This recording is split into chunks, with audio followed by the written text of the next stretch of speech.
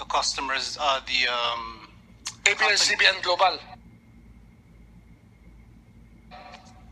that's one of the companies, yes, but Ano they pa would yung isa? not be Ano pa able yung isa? to. Dalawang kumpanya lang yan, di ba? Yeah, Your Honor, I need to clarify a point because they would not be able to generate the revenues to pay Big Dipper if the content isn't being watched by Filipinos abroad. So for Hindi, alam example, ko yun, alam ko yun. Huwag yun na ipaliwanag, tinatanong ko lang kung sino nagbabayad. the direct transactor is, as you mentioned, abs-cbn Global Hungary. abs-cbn Global Hungary. Yan po ay isang paper corporation na tinatag sa Hungary. May opisina ba ho kayo sa Hungary? It's not a paper corporation, Your Honor. Ano, Shell Corporation? It's not a shell corporation. It has business substance, Your Honor. Okay. Sino hong officers ng abs-cbn Global? Global Hungary. There are 4 managing directors. Sino ho ito? We have Rafael Lopez, Edgardo Garcia, Olivia de Jesus, and there's a gentleman with a foreign name. Give me 1 second, Your Honor. In other words, Mr. Tan, itong 15 billion na transaction is from abs-cbn to abs-cbn. Yung isa lang nga, Global Holdings, yung isa ho, Big Dipper. Your Honor, these transactions are Hindi, done at teka. arm's length. Tinatanong lang kita eh. Yes or no lang yun, di ba? Ito yung transaction na to, binabayaran ng abs-cbn Global, Hungary, binayaran niya for the past 10 years ng 15 billion ang abs-cbn, ang Big Dipper Corporation. Tama ko yun? Yes, Your Honor, but it would be misleading for me to stop there because we have to explain how the revenues are generated. If we simply say... I know how it's generated kasi yung generation nyo, kaya kayo may digital content, ginagawa nyo para madali yung madala sa mga Pilipino sa abroad yung inyong mga programa. Di ba? Tama naman yon. Could you repeat that? I'm sorry, Your Honor. Could you repeat that? Ang kitang ito, kumikita kayo ng pera kasi dito, yung inyong ginagawa sa Big Dipper, ginagawa nyong digital yung inyong mga programa ng araw para ito'y madaling ipalabas sa ibang bansa kung saan may mga Pilipino na gustong bumili ng inyong programa. It's not just madali. It's actually a requirement, both regulatory in some cases, and for it to be played on mobile phones or other formats, kailangan na kailangan po yung serbisyo ng Big Dipper. It's not just to make it pretty. So there are some requirements. For example, I think in Australia you need closed caption. For other countries, you need certain minimum standards. Pero ang ano nga dito, ang sistema, yung kayo mismo, ang sariling korporasyon, yung nag-hire sa sariling korporasyon. Transactions between 2 sister corporations. Tama ko yun? Your Honor, all these transactions are backed by transfer pricing yes studies. Yes or no lang. It's not... Di ba? Sister at sister lang yan. Magkapatid lang yan. Yan lang tinatanong ko. This is a transaction between one ABS corporation to the other ABS corporation for 15 billion pesos for the past 10 years. Yes, Your Honor, and it's not illegal or unusual. Wala naman ako sinasabing illegal o unusual, ha? May sinabi ba ako? Wala po, Your Honor. Oh, ba't mo sinasabing it's not illegal or unusual? Just to clarify, Your Honor, because it may be, some people might think that there's something... Although it sounds that way, I'm not alluding anything, pero ganun ang tunog sa Pilipino. Kung tatanungin, bakit yung kaliwang bulsa, yun naman ang kaliwang bulsa, nililipat sa kaliwang bulsa? Your Honor, these transactions, as I mentioned, are at market rates, at market prices, and backed by transfer pricing studies. So the walang fact that transfer we have- pricing. Yeah. Ini-anticipate nyo na yung tanong ko, kung mahal yung rate nyo, sinasabi nyo competitive kayo sa buong mundo. Sa rate. Actually, Your Honor, I was going to mention that on the questioning of dealing with related parties, we establish our companies, as I mentioned earlier, we make decisions based on many factors. Now, of course, we look at market access, proximity to customer, the the IP strength of IP laws, and of course taxes, Your Honor. Okay. It is a duty of management to look for ways to be Para makatipid efficient sa and taxes. competitive and Para makatipid kayo sa taxes. Siyempre, ginagawa nyo lahat, di ba? You're doing everything para makatipid kayo sa taxes. Tama o hindi? Your Honor, as I mentioned, taxes are one consideration. It's not the primordial consideration, but Hindi. as senior management, we Masyado need, ka naman defensive. Yun lang tinatanong ko eh. Mr. Karak, you're hired by abs-cbn because you're a tax lawyer. Am I correct? Yes, Your Honor. Okay. Yun, di ba? Sagot na yun. yeah. May katabi kang tax lawyer, siyempre, yung advice ng tax lawyer, mahalaga sa inyo. Yes, Your Honor, but of course we admit that these are related party transactions, Your Honor. Hindi kita tinatanong. No, I'm just Sinasabi clarifying, ko Your lang, kaya Honor. may tax lawyer kayo, you get the best advice. Yeah.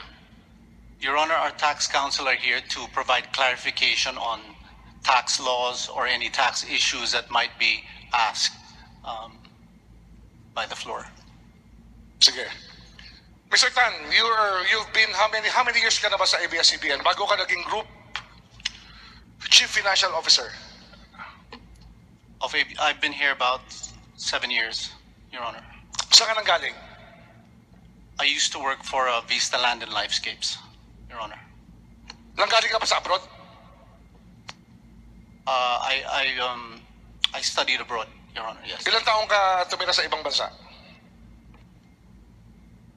maybe 10, 12. Anong bansa yun? Amerika? The UK and the US. Pero Filipino citizen kayo? Yes, Your Honor. 100%. Dual kayo? 100% Filipino, Your Honor. 100% Filipino. Yes. Hindi ka 100% Filipino, 100% American. Hindi po. No, hindi po, Your Honor.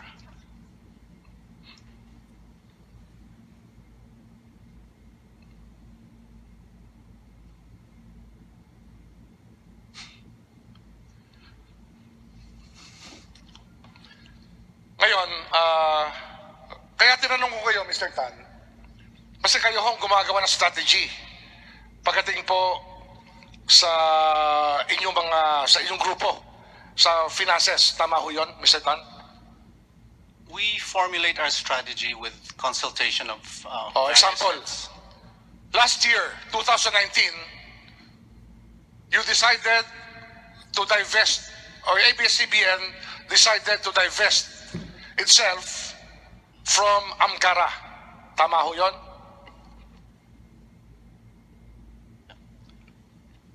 That was a decision that was taken by the board of directors, Your Honor.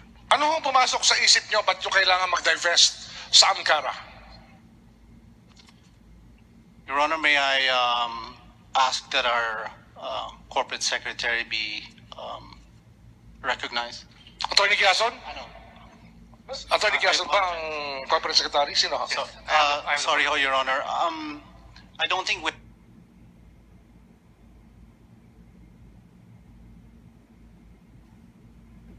have any resource people available to answer any questions on Amcara. Bakit I ho? think Bakit? that was Di established. ba, kayo ay group financial officer for the past 7 years. You decided to divest. Ba't hindi nyo masagot ngayon? Ba't tayo nyo sagutin tungkol sa Amcara? Diba? Just as Baka maging mali ho yung sagot nyo, wala akong rehearsal.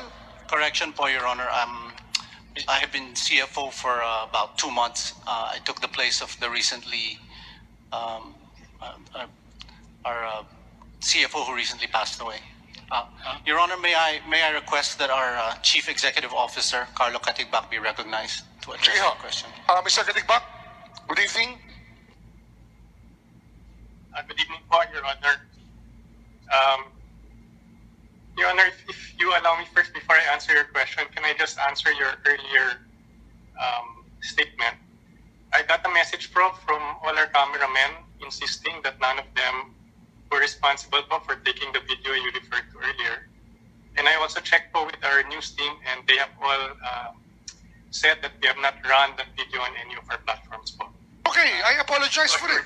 Hindi problema yun. Ang gusto ko ba sagutin mo yung Amcara? Please answer the Amcara question. Okay po.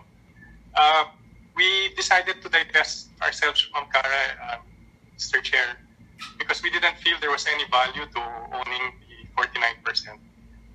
The relationship between abs-cbn and Amcara was a block time relationship, and as a block timer, there's no point in having a 49% stake in the company you're block timing from.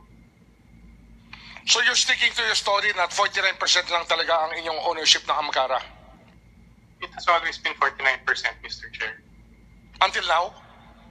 No more. We sold it already in January 2019, if I remember correctly. Itong Amcara was holding office in abs-cbn compound for 20 years, am I correct? I don't have that information, Mr. Chair, but I think yes. And the officers of Amcara now are your lawyers, di ba? I'm not aware who the officers of Amcara are today, Mr. Chair. Well, they come from Santos, Parungaw, Aquino, and Santos Law Office. Dalawang nakalagay doon na abogado ng abs-cbn, ang naging officer ng Amcara. Kaya ako may duda pa rin kung talaga nag-divest kayo sa Amcara. We have divested po, Mr. Chair. Pero you considered Amcara your subsidiary even with 49% stake? I'm not sure what the correct term is. I know they're an affiliate company at the time that we had the 49% stake po. Congressman Boying? Yes. Yes, just for information, the Amcara submitted, abs-cbn submitted the block time agreement. The agreement was only for this year, 2020. 2020 lang. Ano yung dati ba black time na kayo sa Amcara? Wala pong buwan Mr. Chair, there are block time agreements for the prior years. They can be submitted to the committee. How much were you paying Amcara for your block time? I don't have the exact number, Mr. Chair. It should be there on the block time agreement that was submitted to. As far as I recall, Channel 23, Amcara, lahat ng programming nyo, abs-cbn. So basically, you use the whole Amcara setup for 24 years. Or until now, kayo pa rin ang gumagamit. Until now, I know the block time agreement covers 20 or 21 hours a day po. 21 hours a day for the past 25 years. I'm only referring to the recent years po, Mr. Chair. The ones that I've seen. Ako, alam ko yung mga black time. Alam ko sa black time, parang Itbulaga, 2 oras, 3 oras, araw-araw, Lunes hanggang Biyernes, tapos yun na. Pero yung 25-year block time arrangement na 21 hours a day, hindi ba usufruct yun?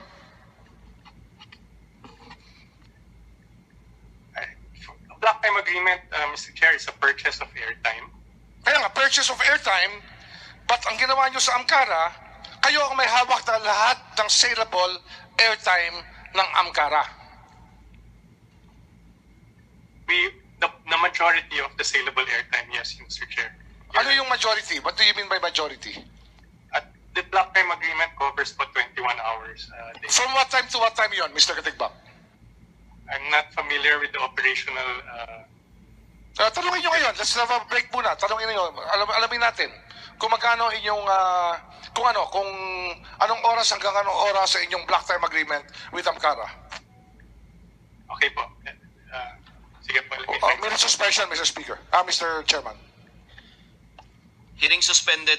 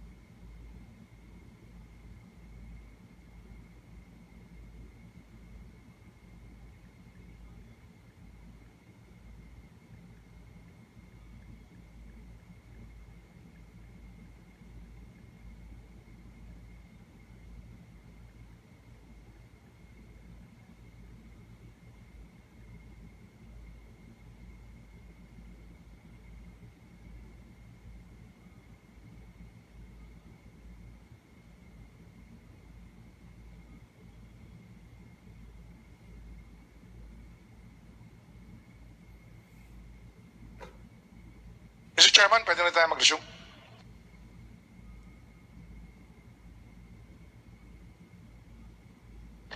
Hearing resumed. Congressman Remulla. Thank you, Mr. Chairman. Meron ho ako ditong hawak na black time agreement na pinirmahan ni Aldrin Serrado at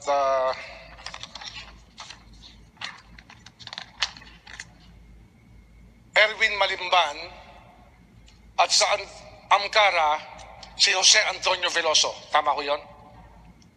Tama po. Ang inyong contracted airtime 21 hours a day, Sunday to Saturday or every day of the year. Ang term niya, 1 year. Commencing January 2020 with automatic renewal unless terminated by either party subject to at least 60 days prior written notice. Tama ho yun? Tama po. Magkano ho yung airtime ito? Congressman Boying. Ano po? Ay, sorry, Mr. Katiba. Congressman Defensor. Gusto ko lang pong mag-interject kasi po, gusto ko lang pong ibigay yung impormasyon sa inyo na yung prangkisa natin kay Amcara is only analog, wala po yung digital. Number 1. And number 2, kaya po yung nakita nyo yung order ng NTC, may select areas lang po sila. So Mr. Chairman, I do not know how that can be a block time agreement on a digitalized program when they do not have an approved digital